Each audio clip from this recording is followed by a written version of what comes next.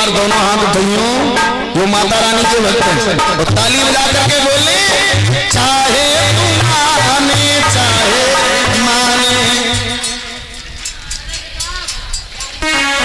अरे चाहे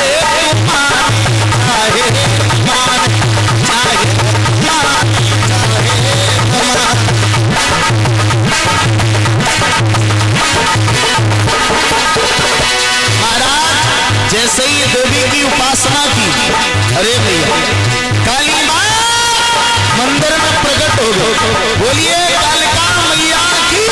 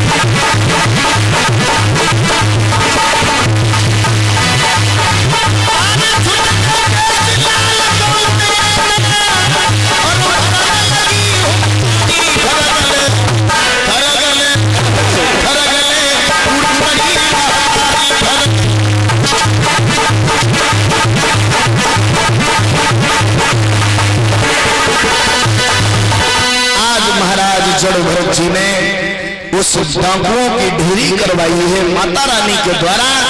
उसके बाद चले आए हैं कि नहीं जड़ भरत के नाम पर हमारे देश आर्यावर्त का नाम भारतवर्ष पड़ा। बोलिए गोविंद भगवान की जय हो। लेकिन कुछ विद्वानों का मत ये है जो महाराज दुष्यंत हुए सूर्यवंशी राजा, इनके पुत्र भरत हुए, उनके नाम पर हमारे देश का नाम भारतवर्ष पड़ा। कई बातें हैं, कई विद्वानों के मत हैं, हमारे देश का नाम भारतवर्ष पड़ा। बोलिए गोविंद भगवान की। ये भरत जी का जीवन और आगे चलता रहा। इधर महाराज जिस प्रकार से ध्रुव जी का चरित्र है, ठीक परीक्षित जी उसी प्रकार से प्रहलाद का चरित्र है। जो प्रहलाद का आप चरित्र सुनते हो, सुना, लीला सभी जानते हैं। मूल बात बताता हूं मैं तुम्हें। जो भक्त प्रहलाद हुए उनका भी चरित्र ऐसा ही है। फर्क कितना है? भक्त प्रहलाद अपने पिता के विपक्ष में खड़े हो गए। अगर पिता धर्म का साथी नहीं है तो महाराज हम विपक्ष में खड़े हो जाएं तो कोई बुराई की बात नहीं। अधर्म से चल रहा है पिता, अन्यायी है पिता, तो पुत्र अगर विपक्ष में धर्म के रास्ते पर चल जाए तो कोई अपराध नहीं है। भक्त प्रहलाद को ज्ञान हुआ, किसके द्वारा हुआ?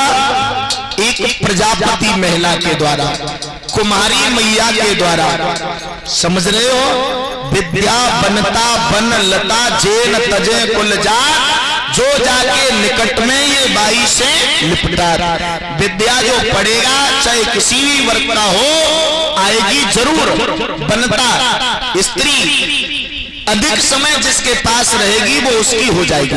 वन लता, वन की बेल, वो नहीं जानती कि ये नीम का पेड़ है, बबूल का पेड़ है, आम का पेड़ है, जिसका भी पास में होगा उसी से लिपट जाएगी। ये इनका स्वभाव है।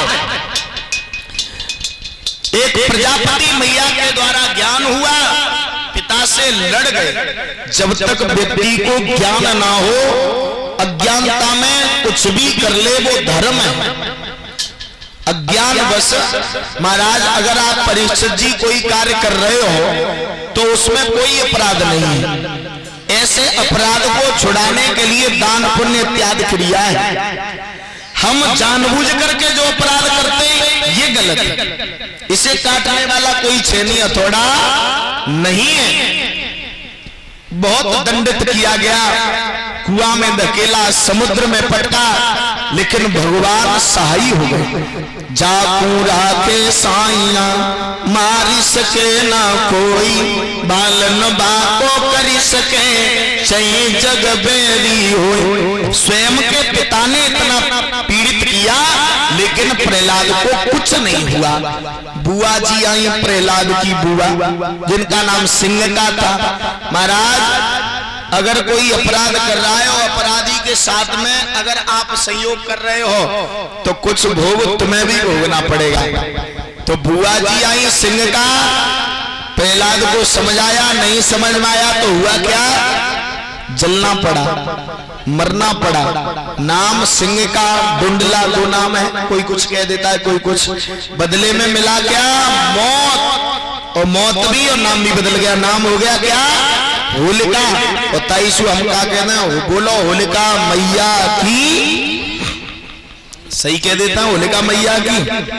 मैंने पल्ली कथा में जो बात बताई का बड़े बूढ़े, बताई कि ना बताई, हाँ ना के जवाब दे दी करो। अगर बताई हो करे तो जो कहे ना बताई तो फिर बता दे रहा हूँ। होलिका मैया की हम तुम जय बोलते हैं ना, सही बोलते हैं का, सही बोलते हैं, को बोलते हैं होलिका मैया की जय, सब बोलते हैं ना। तो हाथ मत ही उठा बात का, तुम बोलते हैं तो अब मत बोलियो, क्यों मत बोलियो, जो तो मालूम पड़नी चाहिए। बोलो नहीं, ऐसे थोड़ी ना, क्यों नहीं बोलना चाहिए। प्रहलाद जैसे भक्त जो भगवान के भक्त थे, उनको जलाने के लिए आई है ना, राक्षसी थी, जलाने के लिए आई। कोई संत महात्मा को बालक पीड़ित करे, मारे, पीटे, तुम क्या करो, डंडा लगे पीठ टोट दोगे, भली परीक्षित बने बैठे तो देनी चाहिए। हमारी धर्म की रीति है। कोई संत पे किसी बड़े बुजुर्ग पर हाथ उठाता है तो हमारी समाज के 100 लोग इकट्ठे होता है, बोले इसे मारो, कोई भी हो, इसे बैठने बंद हो, यहाँ पर समाज से भगा देते। और महाराज तुम प्रहलाद को मारवे के लिए आई, जलावे के लिए तैयार, और हम भाई बना लेता भाई, अम्मा ऐसे बना लेता। बोले होलिका मैया की बद मैया के भी ले जाता, तुम नहीं की औलाद बन जाता। गलत बात है ना। अच्छा है क्या ना गलत, तो अब क्या कह करें। अच्छा अब इन्हों ना मालूम पड़ी तो जी बताओ, हमने सही बताई है कि गलत बताई है, बिल्कुल सही बताई है। तो फिर कहनी का चाहिए, कहनी का चाहिए, जो बतावे तो सुनो। हम किसके साथी हैं, धर्म के साथी।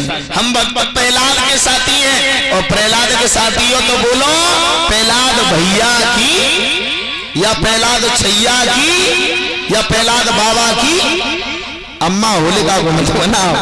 हाँ, परिवार परिवार में जाते हो, धर्म के साथी हो धर्म की ओर जाओ, अधर्म के साथी हो तो अधर्म की ओर जाओ। महाराज वही समय होलिका बन गई, और हिरण्यकश्यप ने मारने के लिए भक्त प्रहलाद के लिए लोहे का खम्मा गर्म कराया है, और उसी खम्मा से लिपटाना चाहा तो भगवान नरसिंह रूप धारण करके आते हैं और आकर के हिरण्यकश्यप का वध करते हैं। बोलिए गोविंद भगवान की जय हो। वध करने के बाद भक्त प्रहलाद को राजा बनाया। इन्हीं महाराज प्रहलाद के पुत्र हुए जिनका नाम था बहरोचन, और बहरोचन के जो पुत्र हुए जिनका नाम था बलि। जिन बलि ने महाराज